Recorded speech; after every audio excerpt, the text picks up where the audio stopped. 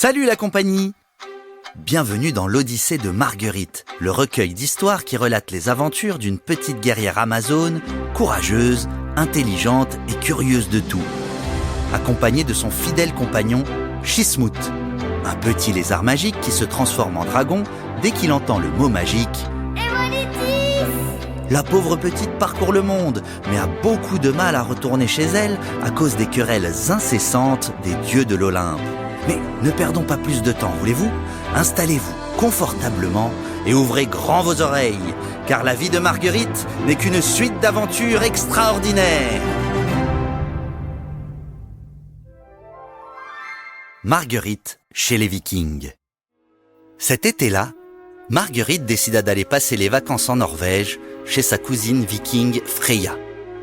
À l'instar de beaucoup de vikings, Freya avait de grosses tresses blondes et la peau blanche comme le lait. Une frange parfaitement tracée s'arrêtait juste au-dessus de ses grands yeux bleus malicieux. Elle aussi, comme Marguerite, avait un petit animal magique qui s'appelait Freki. Odin, le chef des dieux du royaume d'Asgard, le lui avait offert. Pour faire simple, Asgard c'est un peu comme l'Olympe, mais chez les Vikings. Pour en revenir à Freki, c'était un petit lapin blanc qui pouvait se transformer en loup féroce quand Freya prononçait le mot magique Ragnarik. Ils habitaient dans un village construit au bord des eaux sombres d'une des nombreuses vallées glaciaires qui bordent les côtes norvégiennes et qu'on appelle fjord.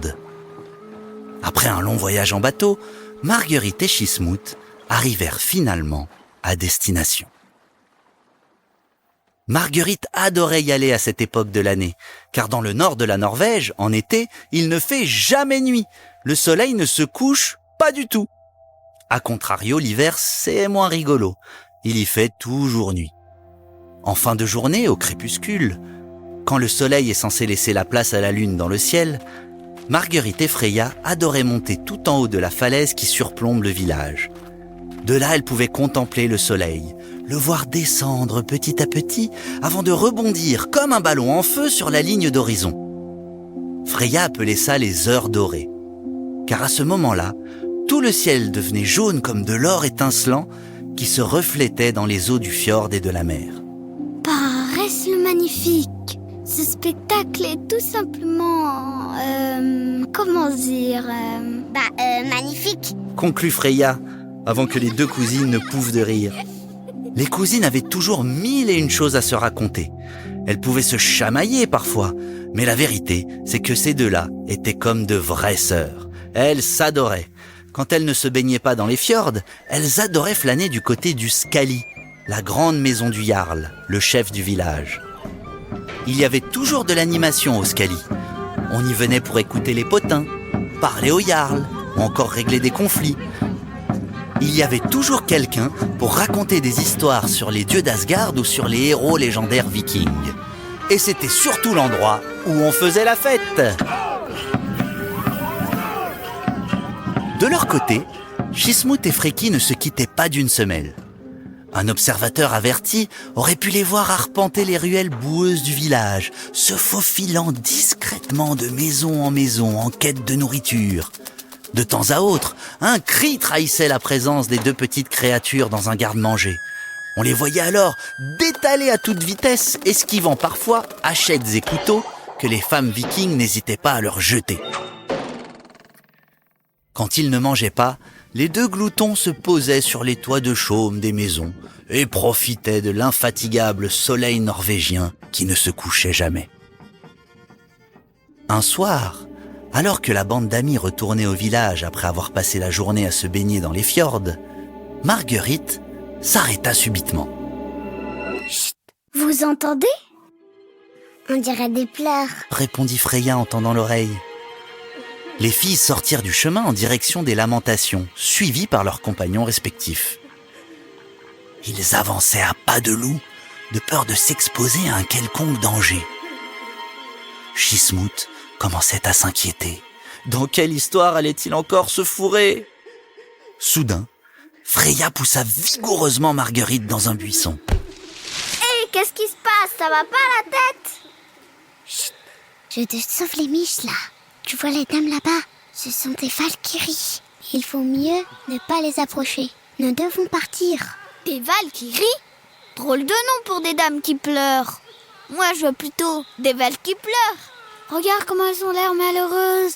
Elles ont peut-être besoin d'aide. Allons les voir. Freya n'eut pas le temps de la retenir. Marguerite était déjà avec les 3 Valkyries. Elles étaient assises au pied d'une ruine et pleuraient à chaudes larmes. Elles étaient grandes, fortes, avec de belles armures scintillantes, de gros boucliers et de longs cheveux tressés qui leur arrivaient à hauteur d'anche. Derrière elles, une foule de personnes étaient regroupées et semblaient attendre quelque chose. Certains d'entre eux avaient l'air très en colère, d'autres très ennuyés. Il y en avait même qui ronflaient bruyamment. Les Valkyries expliquèrent à Marguerite qu'elles étaient chargées d'accompagner les meilleurs guerriers vikings dans le domaine d'Odin, le chef du panthéon viking.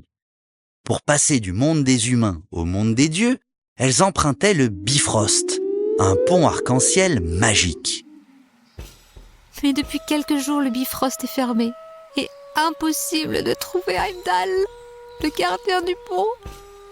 Il est le seul à pouvoir actionner le pont afin que nous puissions passer. Et en attendant, nous, on est là comme des glandus à se gratter les genoux. Brailla un grand guerrier, la hache à la main. Vous avez été choisi pour faire partie de la grande armée d'Odin, qu'elle disait. Tu parles des promesses, toujours des promesses. Dans son village, on lui avait toujours dit d'éviter les Valkyries. Mais voyant qu'elle n'était pas si méchante que ça, Freya s'approcha, accompagnée de Shismut et de Friki. Par l'œil d'Odin. Mais où est passé Heimdall? T'en poses des bonnes questions, toi. On aimerait bien le savoir. N'est-il pas censé garder le pont pour toujours? Mais si, c'est la raison pour laquelle nous sommes très inquiètes. Voilà plusieurs jours que nous attendons. Comment allons-nous faire pour rentrer chez nous? On n'a qu'à retrouver Heimdall. Partons à sa recherche. Proposa immédiatement Marguerite, toujours prête à rendre service. Je suis pas sûre que ça soit une bonne idée. Oh, s'il vous plaît. Ne me regardez pas comme ça. Bon, d'accord. Les Valkyries décidèrent de rester au pied de l'arche en ruine au cas où Heimdall reviendrait. Freya, Marguerite et leurs petits compagnons partirent à la recherche du gardien perdu. La forêt était très dense, avec de grands arbres bien feuillus qui s'étendaient à perte de vue. Les filles ne savaient absolument pas par où commencer leur recherche. Pour compliquer un peu plus la mission, Marguerite n'avait aucune idée de l'apparence de ce Heimdall. Elle ne l'avait jamais vu. Freya lui dit simplement qu'il s'agissait d'un monsieur très très grand, avec un gros corps dont il ne se séparait jamais. Presque un géant, avait exagéré Freya. À ce stade de l'histoire, il est important d'apporter une petite précision, si vous le permettez. Ne confondons pas corps et corps. Vous l'aurez compris, mes petits amis, le corps que Heimdall transporte et qu'il ne quitte jamais est en fait une énorme corne qui émet un son grave quand on souffle dedans. C'est un peu comme une trompette, et ça n'a donc rien à voir avec le corps sur lequel votre tête est posée. Maintenant que les choses sont claires, revenons à notre histoire. Voilà des heures que la petite équipe errait dans la forêt, et toujours pas la moindre trace d'Heimdall. Aucun géant en vue. C'était pourtant facile à trouver, un géant. Marguerite était en train de penser qu'il ne devait finalement pas être si grand que ça. Elle aperçut une grosse corne dépassée d'un buisson. « Le corps !» s'exclama-t-elle toute heureuse. Shismut se précipita sur la corne comme pour montrer qu'il était le premier à l'avoir vue. Marguerite saisit l'énorme corne avec sa main, mais elle s'aperçut, trop tard, que cette corne n'était pas un corps, mais bel et bien une corne accrochée à une grosse tête, à une tête de taureau. Le bovin s'ébroua, propulsant Marguerite sur le sol. Shismut, en bon lézard qu'il était, réussit à se maintenir sur la corne, mais il était très surpris et surtout très effrayé. Marguerite, ne bouge surtout pas. Ne bouge pas. Elle est marrante, elle. Non, Marguerite, je t'assure, ne bouge pas. Trop tard. Marguerite prenait déjà la poudre d'escampette, poursuivie par l'énorme taureau qui chargeait toute corne en avant, avec Shismut qui tentait désespérément de ne pas tomber. Il n'avait aucune envie de se faire ratatiner sous les sabots de l'animal. Freya et Freki leur emboîtèrent le pas sans réfléchir. Tout tout le monde criait désespérément.